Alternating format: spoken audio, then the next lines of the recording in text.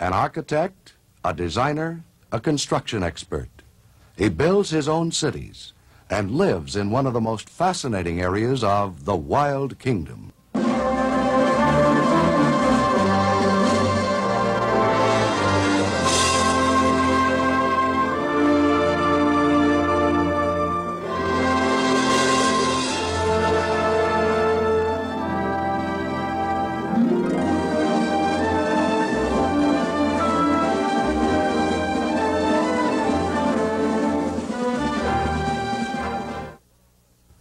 From the beautiful and world-famous St. Louis Zoo, here is Marlin Perkins to introduce the stars of Prairie Village. Hi, Jim. Hi, Marlin. Hello. Welcome to Mutual of Omaha's Wild Kingdom. Today, we're in one of the tamer corners of the Wild Kingdom, here at the Prairie Dog Village at the St. Louis Zoo. Except for the fact that we provide them with this wall and food, this is a perfectly natural and normal Prairie Dog Village. They build it and they maintain it. Jim, let me borrow that little prairie dog, will you? Of course, you know that a prairie dog is no more of a dog than a groundhog is a pig. Both of them are burrowing rodents, not too distantly related to the squirrels that you see there in the trees. So how do they get their name prairie dog? Well, they live on the prairies, and they have a little dog-like bark. You know, at one time, the prairie dog villages covered vast areas of the Great Plains regions. It's been estimated that 100 years ago, there were 5 billion prairie dogs in North America. Why, there was one village alone in Texas that covered 25,000 square miles. Jim, I think I'd have to call that one a city. It really is. I wonder, though, why the ranchers have waged such a war against the prairie dogs. I suppose it's because of the danger of a cow or a horse stepping in one of the holes and breaking a leg. Yes, that plus the fact that the ranchers claim that the prairie dogs deprive their animals of food, grass. And so the ranchers have been waging a constant war against the prairie dogs. But despite that, there are still great numbers of them in the out-of-the-way places of the great western part of this country, particularly in the national parks. One of the best-known prairie dog villages is at the foot of Devil's Tower in northeastern Wyoming. This unique national monument towers 865 feet above the prairie, and in the grounds around it, prairie dogs are free to carry on their accustomed activities without interference. A cautious approach and a few tidbits assured the prairie dogs that we meant them no harm. So our nature photographer and I were accepted, if not exactly welcomed, in town. Prairie dogs come out at the crack of dawn. Although they make their homes in burrows, they're completely diurnal. They love the sunlight. And they love each other. But each greeting is at the same time a challenge. And a prairie dog's kisses are bestowed only on members of its own particular social group. When identities have been established, they engage in what I judge to be their favorite activity, grooming one another. Anyone can see that this is sheer bliss. Hey, don't stop now. It feels so good. A prairie dog town is made up of many of these social groups or coteries, each with its own clearly defined territory. In effect, the town is thus divided into precincts. Visitors from other precincts are definitely not welcome. Each group includes a dominant male who makes it his business to check the credentials of those present. This one seems to pass the sniff test, so all's well. But let a resident of another precinct enter the territory, by accident or by design, and sociability ends.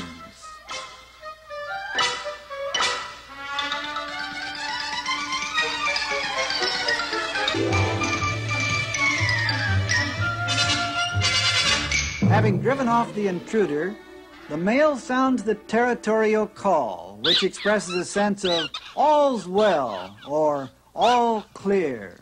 The call is picked up by others in the territory and spreads across the town.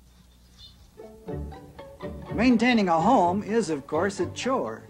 Much of the maintenance work is done right after a rain, when the ground is soft and easy to work.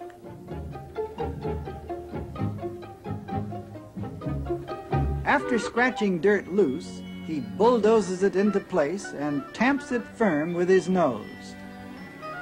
Most of the tamping is done just above the tunnel entrance to help prevent cave-ins.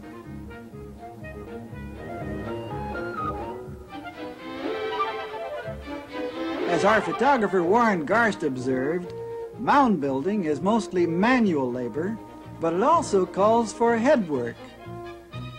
Like any good workman, a prairie dog likes to work with clean tools. So a prairie dog mound is much more than a heap of dirt. It's a carefully constructed and preserved entrance to a tunnel home below, and the dog's own personal nose prints at the doorway. It's also a dike, keeping water out of the tunnel when the rains come. And it's also a vantage point from which to survey the surrounding country. Since he can only defend himself by retreating into his home, a prairie dog must be able to spot danger approaching from any direction. Sometimes this entails cutting down tall grasses that obstruct the view from his mound. But often this labor is combined with the pleasure of finding tasty grasses that please his palate.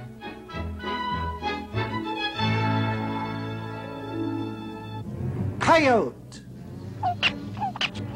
The warning is sounded and echoes across the town. The prairie dogs take cover. A few stand guard, keeping a wary eye on their arch enemy. Finding no easy prey, the coyote moves on. And the all clear is sounded. Other visitors to Prairie Dog Town, such as Cousin Chipmunk, cause no such commotion. Another relative, a 13-line ground squirrel, investigates an abandoned prairie dog burrow. Maybe it would make a cozy home for him. Whoops, that was quick. What's wrong in there? Well, it seems a bull snake has already established squatters' rights. His nap was disturbed, and on top of that, he missed out on a tasty meal. Young prairie dogs have nothing to do but investigate the wonders of the world. And one of the most bizarre wonders is a horned toad, which isn't a toad at all, but a lizard.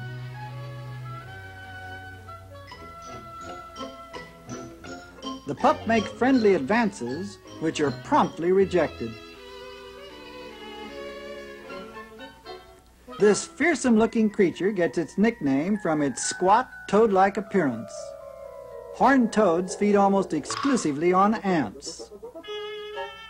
Ever curious, the prairie dog pup is trying to strike up an acquaintance with a couple of young skunks, one of the many animals that use old prairie dog burrows as a motel when passing through. Try as he will to be sociable, the pup discovers that skunks have a distinctly unfriendly air about them.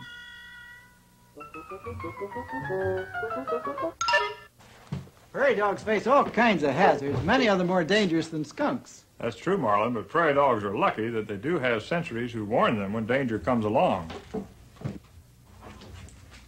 Perhaps you've heard that story that prairie dogs, rattlesnakes, and burrowing owls all live peaceably together in one prairie dog hole. Well, let's examine that old story. First of all, it was the prairie dog who dug the hole. Then along came a rattlesnake and found a ready-made retreat, something he could use, a hole in the ground, to get away from his enemies in the open prairie and the cold in the winter and the hot sun in the summer. So he crawls down in one of those holes. What about the owl? Well, he does exactly the same thing, because with his long legs, he's modified for living on the ground. And he needs a hole to build his nest in, to escape from his enemies. And so he, too, appropriates one of those prairie dog holes. What about compatibility? Well, let's find out what happens when a prairie dog and a burrowing owl get close together. In you go.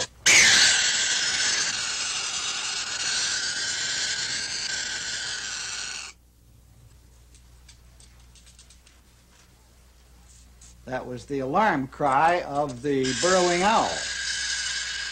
There it goes again. Sounds pretty much like the rattle of a rattlesnake. And it's for the same reason. It's a warning. Get away from me. Okay, little prairie dog. That owl isn't interested in you. He's not compatible with you, at least. He's afraid of you. So now let's see what happens when a prairie dog comes into close contact with a rattlesnake.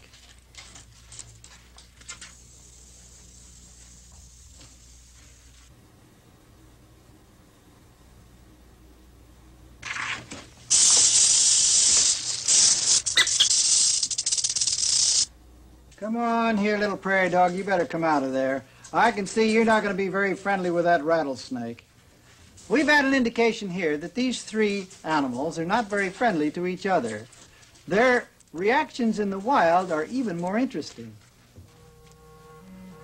Now, there's no doubt at all that burrowing owls do live in prairie dog towns and raise their families there. But a prairie dog soon learns that there's no peaceful coexistence here.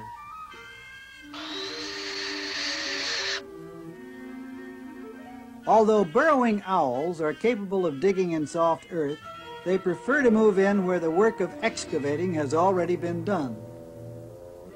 Unlike most owls, burrowing owls hunt both day and night. From the height of a mound, she spots a juicy grasshopper.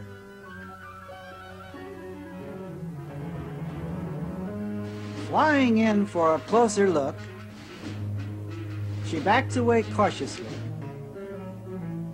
judging the range for a flying leap onto her prey.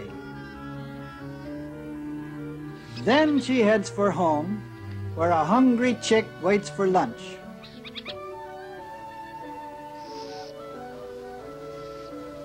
Mother owl brings home most of the groceries, but she welcomes help from her mate. Like people, some owls aren't content to wait their turn. Things are going too slow to suit this fellow, so he's going to meet Mother halfway. Feeding the young is an almost unending labor. Here's the third member of the legendary trio, the rattlesnake. Since a prairie dog's middle name is Curiosity, investigation is in order. But that is certainly no friendly greeting. The fact is that the rattlesnake is a nuisance and a constant threat in Prairie Dog Town. An even graver threat is the black-footed ferret, whose favorite diet is prairie dogs. But as prairie dogs have been exterminated over vast areas, the black-footed ferret has died out, and the now rare species seems destined for extinction. When fully furred, prairie dog pups emerge from the burrow at about 4 to 5 weeks of age. At first, they do little more than enjoy the sun. It feels so good that two of the youngsters express their feelings of contentment by giving a pint-sized territorial call. Already, they've discovered the joy of being groomed and seldom give Mother a moment's peace. Family affection is quite genuine and is a cohesive force in their social system. Babies just hate to see Mother leave them, but soon they follow along to see the world with her. Then they go exploring on their own to discover that the world is indeed a strange place. Their home is deep in the ground, but the box turtle carries his home with him. Even so, it's another frequent visitor at the Prairie Dog Motel. Some lessons come the hard way, such as finding out that all mounds are not prairie dog mounds. Some are anthills.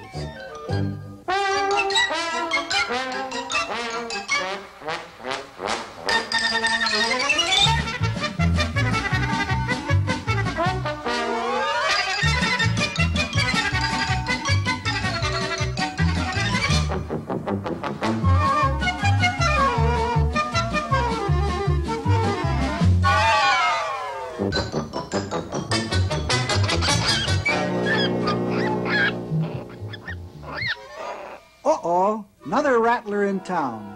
And not just passing through either. He's picked out a home and he's moving in. This creates a situation, for the prairie dogs instinctively recognize the danger. It's a big event, so other members of the territorial group have to see for themselves. It's not a good situation, not good at all, but what to do about it? Finally, one prairie dog proves that there is truth in one old legend. The thing to do with a rattlesnake is to bury him alive.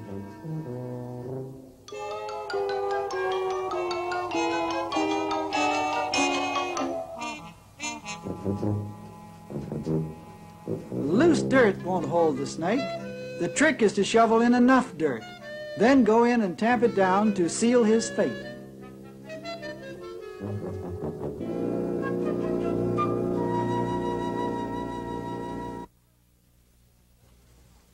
This is a cutaway model of a prairie dog burrow.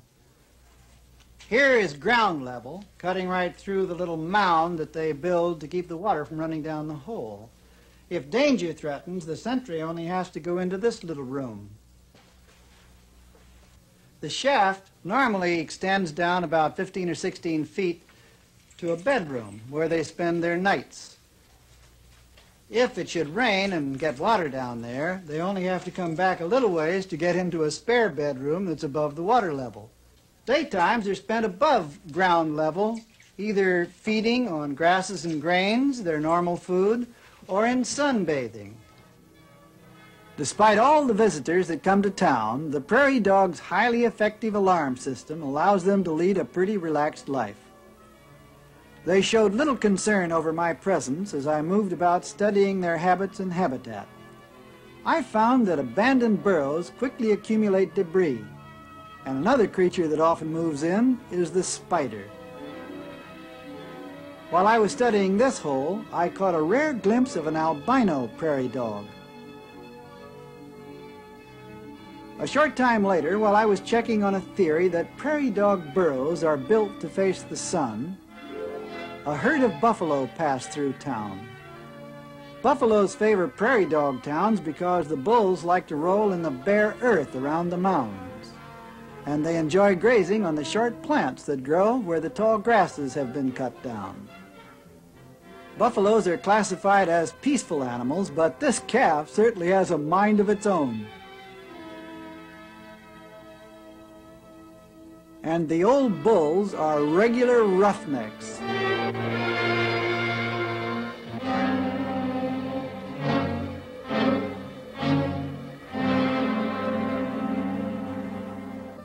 Pronghorn antelopes are also frequent callers.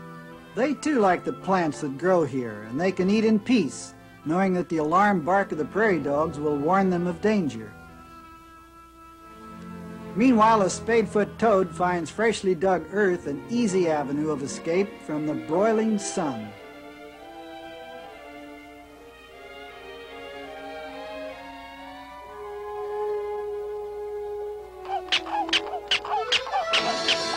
The danger is real, for here are two dread enemies hunting together. The coyote cunningly tags along to take advantage of any game the more aggressive badger flushes out. But by no stretch of the imagination could these two be called friends. The badger is a champion excavator, so it's no trick to enlarge the tunnel to reach the nest below. As he pushes the loose dirt out of the way, he keeps an eye on his untrustworthy companion. At a nearby mound, a curious pup comes out to see what all the excitement's about. He's too intent on watching the badger to notice the other danger. Too late, he sees the coyote, then makes the fatal mistake of running. And for all his work, the badger gets no reward. The danger past, the pups of the village get on with the business of exploration. What goes on here? Oh, it's a kangaroo rat. Maybe he'd like to play.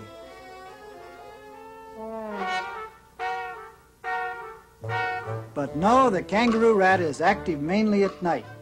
He just wants out of the sun. But a cottontail rabbit, now he can be fun. The bunny seems by nature less sociable than the prairie dog. He'd probably prefer to be left alone. But he's one of the few animals that will run from a pup. And he runs right smack into a whole family of prairie dogs, where he becomes an object of considerable curiosity.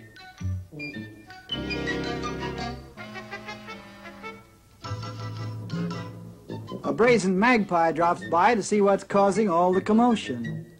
He creates a diversion, so the bunny hops quietly away. All summer long, prairie dogs work at their mounds, repairing damage done by storms and by hoofed visitors. But his main job is eating, and at this pleasant task he works very hard. It's vital that he do so, for the black-tailed prairie dog doesn't hibernate.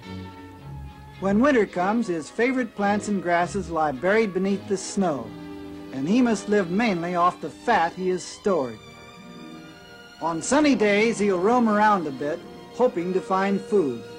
But he's a lover of warmth, and he seeks refuge from the cold as he seeks refuge from his enemies, far down in his grassy underground nest. In many ways, a prairie dog has a pretty nice life. They always have a safe harbor to retreat to when danger threatens. Jim, I think we're pretty lucky to have these young captive-raised prairie dogs to handle. I sure wouldn't want to pick up one in the wild state, would you? Not when they have teeth like that. And those wild ones can sure use those as weapons. In fact, they can go right through your finger without any trouble. These are good digging claws on the front feet, aren't they? Yes, they are. In fact, they use those claws at every opportunity for digging. The most important function in the life of a prairie dog is their ability to dig. This enables them to construct the complex maze of holes that makes up their amazing village. In fact, digging is the first thing a prairie dog thinks of when he's released in a strange place. You know, it's unfortunate that prairie dogs are incompatible with man's use of the land. But fortunately, they are surviving in the more isolated areas of their range and in our national and state parks. If left alone, they live out a pattern of social behavior that's a never-ending source of wonder and delight in the wild kingdom.